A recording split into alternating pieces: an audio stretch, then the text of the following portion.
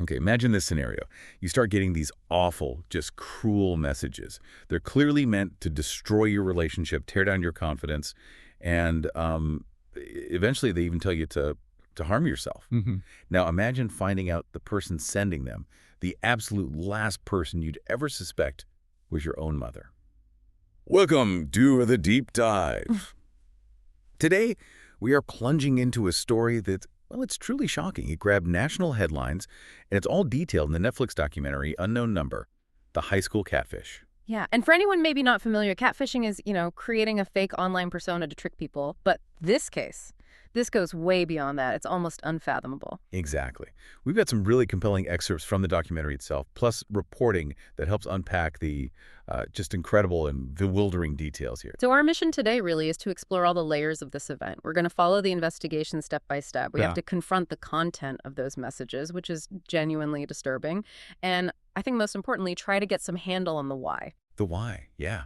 What could possibly drive a mother to do something like this? Such a deep betrayal. We'll look at the different theories the documentary puts forward and maybe think about the wider implications, too, for families dealing with cyberbullying, emotional manipulation.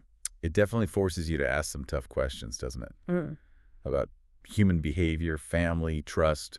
I mean, how do you even start to process a betrayal like that? What makes someone go to such extremes?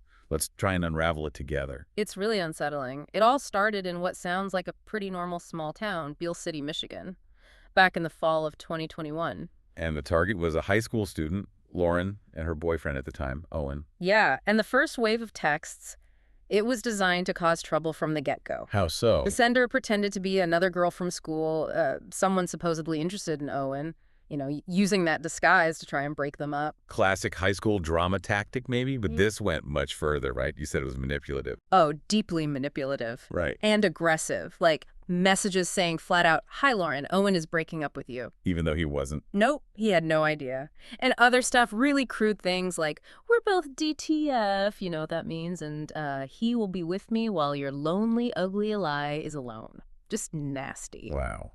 And there was a detail early on that flagged something wasn't quite right. Yes, a really crucial one. The sender used Lauryn's nickname, Low. Low? Yeah, and apparently that was a name only really close friends and family used. So immediately it suggests it's someone who knows her well, an insider. Okay, that's chilling. And the volume. It wasn't just one or two messages. Not at all. Owen was getting something like 30 to 50 messages a day. It was relentless. 30 to 50. That's harassment, plain and simple. Did they try calling the number? They did, but predictably no one ever answered. And it didn't stop there, did it? The content got worse. Much worse. It escalated into really vulgar, sexually explicit territory. The sender kept telling Lauryn Owen would leave her because she wasn't satisfying him sexually. Yeah, using really graphic language. Things like, he wants sex, BJSN, making out, he don't want your shrine. And even really explicit references to body parts. I probably shouldn't repeat them verbatim. It's pretty awful stuff. That's just incredibly disturbing to even think about receiving. The psychological impact must have been immense. Absolutely. Yeah. And this constant barrage, this sheer nastiness, it eventually worked. Lauryn and Owen, they'd been together about 2 years. Yeah. They broke up, and part of the reason, maybe the main reason, was hoping it would make the messages stop. What a terrible position to be in.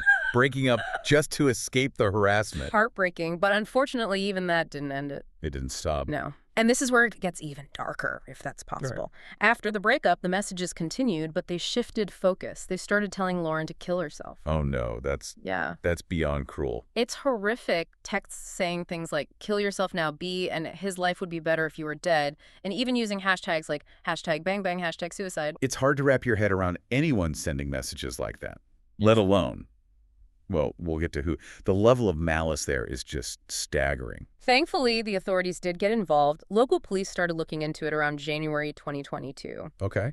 But by April, things had clearly escalated or proven complex enough that the FBI was brought in. The FBI. That definitely shows how serious this was. Absolutely. And this is where digital forensics became key. Right, tracking the source. Exactly.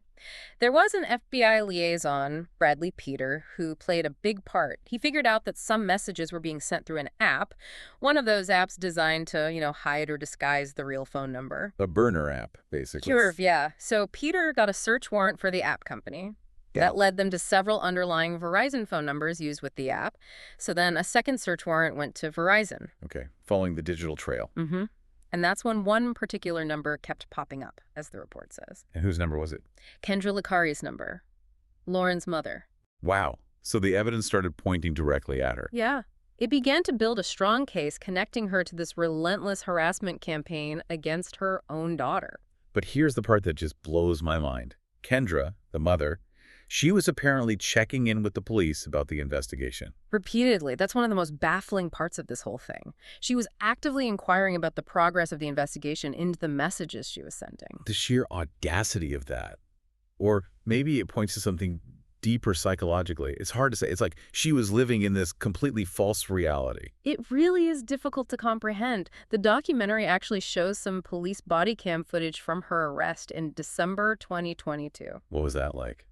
Well, it shows Kendra being quite cooperative with the officers. And Lauryn is there, near her mom, but mostly just in stunned silence. You can only imagine the shock and confusion in that moment. Oh, absolutely. Total shock. So, okay, we know what happened. We know how she got caught, thanks to the FBI and digital forensics. But the massive question hanging over everything is, why? Yeah. Why would a mother do this? Did Kendra herself ever offer an explanation? She did offer something initially when confronted, but honestly, it sounded less like an explanation and more like an attempt to downplay it. What did she say? She said something like, realistically, a lot of us have probably broken the law at some point or another and not gotten caught. I'm sure people drove drunk, haven't been caught. Seriously. Comparing cyberstalking and encouraging suicide to maybe getting away with drunk driving. Yeah. It showed a real lack of immediate grasp or maybe acknowledgement of the severity, framing it like a minor slip-up everyone makes. That's troubling. Yeah. Were there other factors? The documentary mentioned something about her job. Yes, that came out too. Apparently, Kendra had been let go from her job. She hadn't quit voluntarily, as she'd maybe led her husband to believe. Yeah. And she hadn't found new work. So practically speaking, she had a lot of time on her hands. Okay, so opportunity, maybe, but that doesn't explain the motive, does it? Just the means. Not at all. It doesn't get to the core why. But there was another theory floated, a much darker one. What was that? It came from Owen, the ex-boyfriend, and his mother. They raised the unsettling possibility. Well, they questioned if Kendra might have been secretly attracted to Owen herself. Attracted to her daughter's boyfriend. That was the suggestion. Owen shared some anecdotes, things like Kendra cutting his steak for him into little pieces or checking in on him frequently, one-on-one. And apparently she even kept going to his sports games after he and Lauryn had broken up. That does seem overly involved, maybe. It definitely adds a very uncomfortable layer to the whole dynamic. It's important to mention, though, the documentary notes Kendra wasn't specifically asked about those accusations on camera. Right, so it's one perspective, but still a disturbing one. Did Kendra offer any other reason herself? Anything about her own past? She did. She talked about her own trauma. She revealed she'd been raped when she was 17. Oh, wow. That's terrible. Wow. Yeah. And she connected that to her actions, saying, as my daughter was hitting those teenage years, I got scared.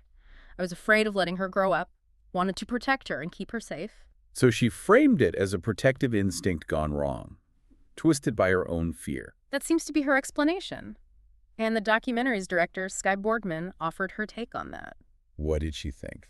Borgman suggested it wasn't necessarily a specific fear about Owen, but more of a general, overwhelming fear about Lauryn growing up, her little girl growing up and going out into this big, bad world. Okay. And in that view, the texts, bizarrely, were like a misguided attempt to pull Lauryn closer, to make Lauryn need her, come to her for help and comfort. Create the crisis, then offer the solution, that kind of thing. Sort of, yeah. A really, really distorted version of it. A parental fear manifesting in this incredibly destructive way. But, okay, even if you try to understand that motivation, however twisted, how does that explain telling her daughter to kill herself? That seems to leap into a whole different category of harm. That's the hardest part to reconcile, isn't it? It raises that awkward question. Why go that far? Kendra herself actually denied being worried about Lauren self-harming. She said, "I was not scared of her hurting herself." Which makes the messages even more confusing. Exactly. Borgman, the director, admitted she just doesn't get it either. She called it incredibly extreme. Said, "I just don't know any parent who would ever even think of doing something like that." Yeah, it's unthinkable. Borgman speculated it might have been like a final, desperate gamble, the last attempt to get her as close as she possibly can. But encouraging suicide? It's just so far beyond manipulation, it's deeply, darkly psychological. It really defies any simple explanation. Was there any other theory explored? There was another one, yeah, quite a chilling one, proposed by the former school superintendent in Beale City, Bill Chillman. What did he suggest? He suggested Kendra might have had something like the cyber version of Munchausen syndrome. Munchausen. Like Yeah. Munchausen by proxy. Kind of, but adapted for the digital age. His argument was she wanted her daughter to need her in such a way that she was willing to hurt her. But instead of making her physically ill, which is the typical Munchausen by proxy pattern, she used cyberbullying and emotional torment. This is the way she chose to do that. Well, that's a really disturbing thought. Hurting her daughter emotionally just to make her dependent. It's deeply unsettling, and it really highlights how these underlying psychological issues can get channeled through technology in new and awful ways. It also connects maybe to Kendra's own insecurities. So? Well, she was asked if the messages calling Lauren anorexic were maybe a reflection of her own issues, or if she was sort of, texting herself through her daughter. And what did she say? She said, "Possibly. I was way too thin. I was not eating. So you could put me in that anorexic category." So she might have been projecting her own body image struggles and insecurities onto Lauren, using the messages almost like a twisted diary. It certainly seems possible, doesn't it? Adds another layer of complexity. Ultimately, it sounds like there's no single simple answer to the why. It's a tangled mess of trauma, fear, manipulation, possibly mental illness. I think that's right.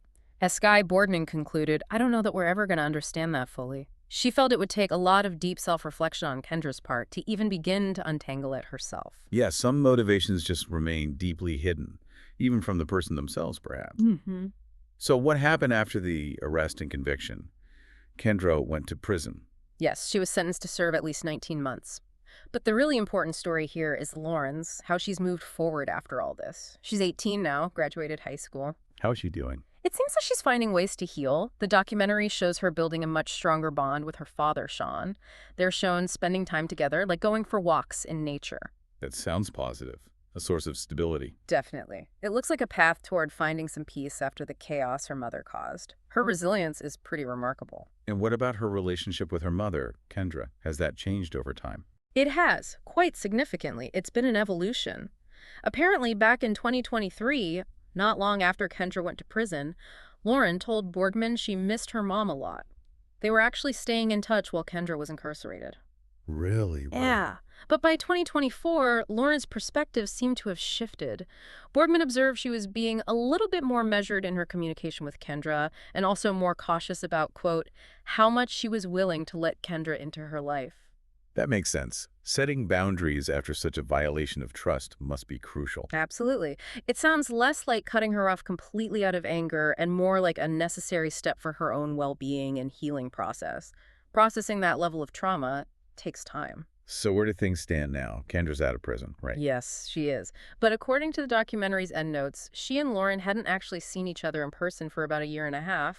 Lauryn apparently said she's not ready to see her mom yet. A year and a half. That really speaks to the depth of the wound, doesn't it? Especially coming from a parent. It really does.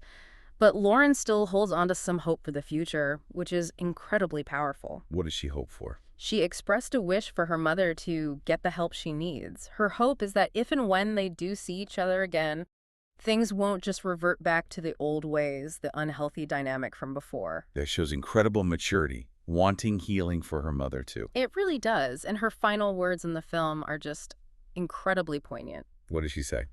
As the screen shows some of those awful text messages, Lauryn says simply, "I love her more than anything." Wow. Even after everything. Yeah. It's such a raw, powerful statement about, I guess, the unconditional but incredibly complicated nature of love within a family, even when faced with unimaginable betrayal and pain. Love and deep hurt existing side by side. That must be an incredibly difficult thing to navigate emotionally. For sure. It's a paradox that could take a lifetime to figure out. So we've taken quite a journey today, haven't we? Through this really difficult deep dive. From those initial shocking messages, through the investigation, grappling with the why, and seeing the impact on the family. It's definitely a heavy story. Yeah. And it's more than just a bizarre catfishing tale, isn't it? It feels like a really stark reminder of the hidden struggles people can face Mm. and the truly devastating consequences when those struggles spill out in such destructive ways. If I had to pull out key takeaways, one is definitely the power of digital tools for deception, how anonymity can amplify harm. For sure. And maybe two, how unresolved trauma can fester and then manifest outwards in these extreme indirect ways, hurting the people closest. Right. And three, maybe the resilience of victims. Lauren's strength in moving forward is just incredible. Absolutely. This case, as awful as it is, really makes you think, doesn't it?